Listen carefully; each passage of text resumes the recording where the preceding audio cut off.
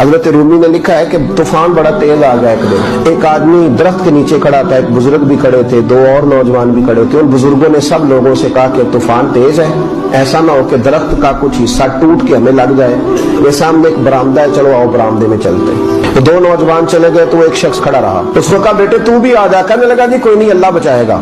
اب ایک آدمی وہاں سے گزر رہا تھا رستے سے، اس نے گزرتے ہوئے کہا کہ بھائی برآمدے میں چلا جا طوفان تیز ہے، کہنے لگا نہیں اللہ بچائے گا۔ وہ بندہ گزرا ہی تھا کہ طوفان تیز آیا، ایک اتنا بڑا درخت کا حصہ، ایک موٹی ٹہنی اوپر سے زور سے گرا، سر پھٹ گیا، روح پرواز کر گئی۔ وہ جو دو نوجوان کھڑے تھے نا بابا جی کے پاس، وہ کہنے لگے حضرت صاحب ہمیں ایک مسئلہ سمجھائے کہ اس بندے کا توکل اتنا مضبوط تھا تو چاہیے تو یہ تھا نا کہ رب سے بچاتا، تو یہ تو مر گیا ہے۔ تو وہ بزرگ کہنے لگے کہ بیٹے تم نے غور نہیں کیا، میرے سمیت 4 بندے اسے سمجھانے آئے تھے، وہ سارے اللہ نہیں بھیجے تھے۔ یہ کیا بھروسہ ہوا کہ کنویں میں چھال مار کے کوئی شخص کہے کہ مجھے اللہ بچائے گا؟